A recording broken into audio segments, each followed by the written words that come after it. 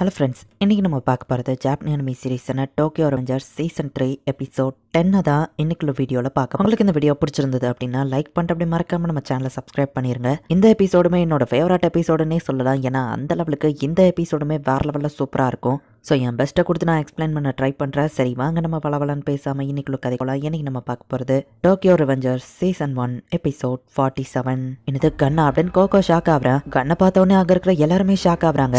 கீசகி என்ன பண்ணுறா, இது ஜஸ்ட் சின்ன பசங்க ஃபைட் தானே அப்படின்னு சொல்லி காக்குச்சோ கேட்குறான். என்னமோ தெரில, பல தடவை இந்த சுச்சுவேஷனில் நான் இருந்ததுனால எனக்கு பயம் இல்லை அப்படின்னு நம்ம ஹீரோ யோசிச்சு பார்க்குறான். நவுட்டோ நம்ம ஹீரோக்காக இறந்துருப்பான். தேங்க்ஸ் நவுட்டோ, இத்தனை நாள் என்ன வழி நடத்தினதுக்கு அப்படின்னு நம்ம ஹீரோ யோசிக்கிறான். டோமான பார்த்துக்கோ அப்படின்னு பாஜி சொல்லியிருப்பான். ஃபியூச்சரில் சீஃபியும் நம்ம ஹீரோக்காக உயிரை விட்டுருப்பான்.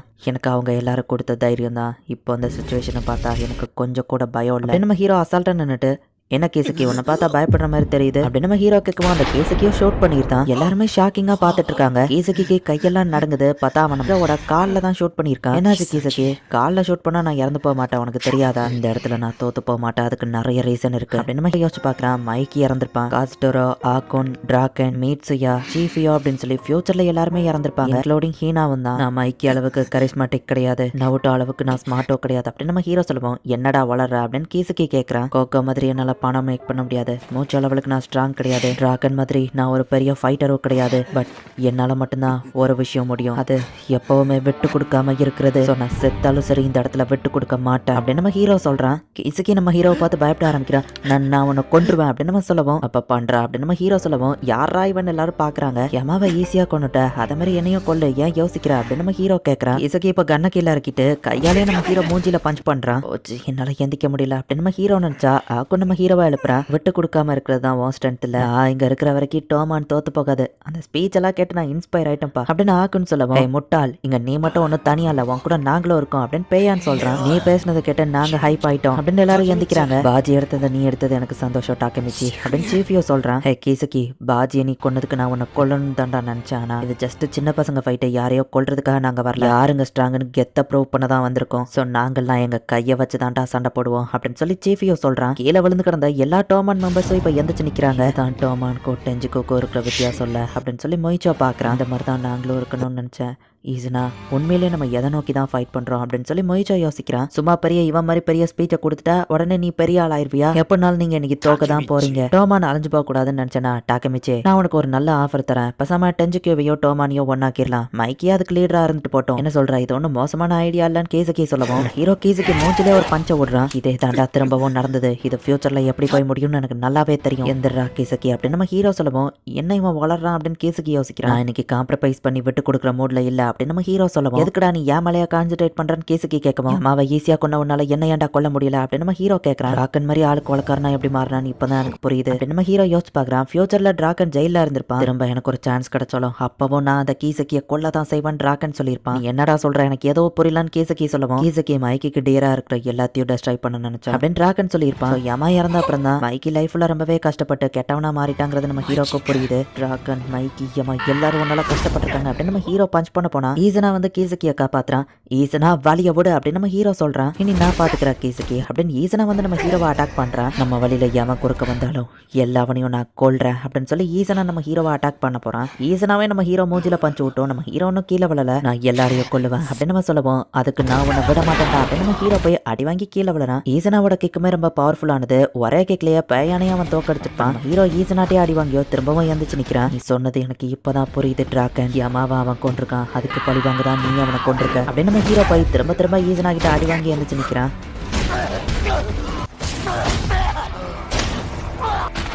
நான் டாக்கமிச்சி எந்திக்காத அப்படின்னு காக்குஜோ பாக்குறான். டிராகன் ஃபியூச்சர்ல அப்படி மாறதுக்கும் மைக்கி அப்படி மாறதுக்கும் ஒரு காரணம் இருந்திருக்கும், உங்களாலதான் மைக்கி அப்படி மாறி இருக்கான் அப்படின்னு நம்ம ஹீரோ பார்க்குவோம். அடி வாங்கியும் நம்ம ஹீரோ வரதை பார்க்கும்போது ஈசனாக்கு சினிச்சிரோவை பார்த்த மாதிரியே இருக்கு. நான் அவங்கள ப்ரொடெக்ட் பண்ணுவேன் அப்படின்னு நம்ம ஹீரோ பஞ்ச் பண்ண போனா ரொம்பவும் ஈசனா தான் நம்ம ஹீரோவை போட்டு அடி அடின்னு அடிக்கிறான். ஈசனா போதும் அப்படின்னு சொல்லி காக்குஜோ சொல்றான். பட் நம்ம ஹீரோ கீழே கூட விழாம அப்படியே இன்னும் நின்னுட்டே தான் இருக்கான். நான் அவங்கள ப்ரொடெக்ட் பண்ணுவேன், டோமானையும் மைக்கியவும் நான் ப்ரொடெக்ட் பண்ணுவேன் அப்படின்னு நம்ம ஹீரோ பஞ்ச் பண்ண போயிட்டு அப்படியே ஸ்டாப் ஆகுறான். பார்த்தா மைக்கி அங்கே வந்துருதான். என்ன அவன் ஸ்டாப் பண்ணிட்டான், ஒரு வேளை கடைசியாக அவன் டயர்ட் ஆயிட்டான் போல அப்படின்னு மொய்ச்சோ பார்த்துட்டு இருக்கான். உனக்கு வர இவ்வளோ நேரம் ஆயிடுச்சா அப்படின்னு நம்ம ஹீரோ கேட்டுட்டு, நான் இன்னும் தோக்கல அப்படின்னு நம்ம ஹீரோ சொல்றான். இவன் என்ன சொல்றான் அப்படின்னு ஈசனா பாக்குறான். டோமான் மெம்பர்ஸ் எல்லாருக்கும் புரிஞ்சிருது. எல்லாரும் திரும்பி பார்த்தா மைக்கி அங்க வந்துட்டான். லீடர் அப்படின்னு நம்ம ஹீரோ சொல்லவும் தான் ஈசனாக்கும் புரியுது. வாய்ப்பே இல்ல, இவன் சிஸ்டர் இன்னைக்கு தான் இறந்திருக்கா, எப்படி மைக்கி இந்த இடத்துக்கு வந்தான் அப்படின்னு எல்லாருமே ஷாக் ஆகுறாங்க. வெயிட் பண்ண, டாக்கமிச்சிட்ட பேசிட்டு வரேன் அப்படின்னு ஸ்ட்ரைட்டாக மைக்கி நம்ம ஹீரோ கிட்ட போகிறான். தேங்க்ஸ் டாக்கமிச்சி அப்படின்னு சொல்லி மைக்கி சொல்லுவோம்.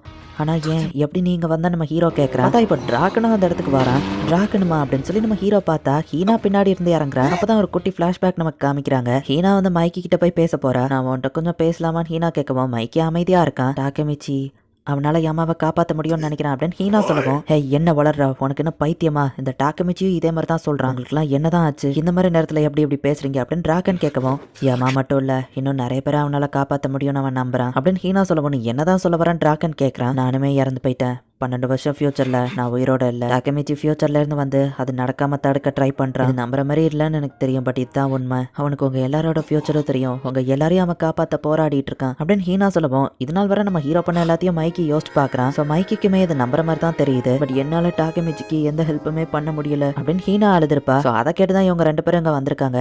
சாரி டாக்கமிச்சி அப்படின்னு ஹீனா போய் சொல்லுவோம். என்னது என்ன அது அவனுங்க கிட்ட சொல்லிட்டியா அப்படின்னு நம்ம ஹீரோ கேட்குவோம். அது வந்து தெரியாம வாயில இருந்து ஸ்லிப் ஆயிடுச்சுன்னு ஹீனா சொல்லுவோம். என்னது தெரியாம அப்படின்னு நம்ம ஹீரோ கேட்கறான். அவங்க 2 பேருமே ஃபைட் பண்ற கண்டிஷன்லயே இல்ல, ஆனா இப்போ இங்க வந்திருக்காங்களே நம்ம ஹீரோ பாக்குறான். மைக்கி 200 பேர் இருக்காங்கன்னு டிராகன் சொல்லுவோம். நம்ம 2 பேர் தான் இருக்கோம், உங்களுக்கு எக்ஸ்ட்ரா ஆள் தேவைன்னா கூப்பிட்டுக்கோங்கன்னு மைக்கி சொல்லுவோம். உங்களை பார்த்தா எப்படி தெரியுது, முட்டாள் மாதிரி தெரியுதா அப்படின்னு டெஞ்சுக்கோ ஆளுங்க கேட்கவும். நான் யாருன்னு நீங்க நினைச்சீங்க, வெறும் 200 பேரா, 20,000 பேர் என்ன தோக்கடிக்க கொண்டு வாங்கடா அப்படின்னு சொல்லி மைக்கி சொல்லுவோம். எனது 20,000 அப்படின்னு சொல்லி டெஞ்சுக்கோ ஆளுங்க ஷாக் ஆகுறாங்க. மைக்கி அவன் இன்னும் எனக்கு தெரிஞ்ச மைக்கியாவே தான் இருக்கான், மைக்கி இன்னும் மாறல அப்படின்னு நம்ம ஹீரோ ஹாப்பி ஆகுறான். என்ன கைஸ் ஃபன் டைம்க்கு தயாரா அப்படின்னு மைக்கி கேட்கவும். சத்தமா கத்துங்க அப்படின்னு டிராகன் சொல்றான். தேங்க்ஸ் ஹீனா, உன்னால தான் அவங்க 2 பேரும் இப்படி மாறி இருக்காங்க அப்படின்னு நம்ம ஹீரோ சொல்லவும். நீ தப்பா புரிஞ்சுக்கிட்டு இருக்க டாக்கமிச்சி, அவங்க 2 பேரும் பழையபடி மாறினதுக்கு உண்மையான காரணமே நீ தான் அப்படின்னு சொல்லி ஹீனா சொல்றா. என் தலை திரும்பவும் வலிக்க ஆரம்பிக்குது. என்ன ட்ரிக் அவங்க யூஸ் பண்ணாங்கன்னு தெரியல, பட் கேஸுக்கே நம்ம பிளான் ஃபெயில் ஆயிடுச்சு அப்படின்னு சொல்லிட்டு இப்போ ஈஸினா ஸ்ட்ரைட்டா களத்துல இறங்குறான். டக்குன்னு எதிர்பார்க்காத நேரத்துல மைக்கை போய் அவன் கிக் பண்றான். ரொம்ப ஃபாஸ்டா இருக்கானே அப்படின்னு எல்லாரும் பாக்குறாங்க. ஒரு எம்டி ஷெல்லா இருக்கிறது எப்படி இருக்கு மைக்கி, ஷினிச்சிரோ யமானோ உனக்கு பிடிச்ச எல்லாரையும் இழந்துட்டு நிக்கிற, இப்போ எப்படி இருக்கு மாஞ்சிரோ சானோ அப்படின்னு சொல்லி ஈஸனா கேட்கும். வா மோதி பாத்திரலாம் பிரதர் அப்படின்னு மைக்கி சொல்றான். இந்த இடத்துல எபிசோட் முடியுது. மைக்கிக்கு முதல்ல நம்ம ஹீரோவை பாக்குறப்பெல்லாம் டவுட்டா இருக்கும், பட் இப்போ ஹீனா சொன்னதுக்கு அப்புறமா மைக்கி உண்மையிலே நம்ம ஹீரோ ஃபியூச்சர்ல இருந்து தான் வந்திருக்கான் அப்படின்னு சொல்லி கன்ஃபார்ம் பண்ணிட்டான். பட் ஆனாலுமே மைக்கியோ டிராகனும் உண்மையிலே நம்ம ஹீரோ ஃபியூச்சர்ல இருந்து தான் வந்திருக்கான் நம்புறானா இல்லையாங்கிறத இப்போ வரைக்கும் நமக்கு காமிக்கல. என்ன நடக்க போது நெக்ஸ்ட் எபிசோட் பார்த்து தெரிஞ்சுக்கோங்க. அண்ட் உங்களுக்கு இந்த வீடியோ பிடிச்சிருந்தது அப்படின்னா லைக் பண்ணிட்டு அப்படி மறக்காம நம்ம சேனலை சப்ஸ்கிரைப் பண்ணிருங்க. தேங்க்யூ ஃபார் வாட்சிங். பாய் கைஸ், நெக்ஸ்ட் எபிசோட்ல மீட் பண்ணலாம்.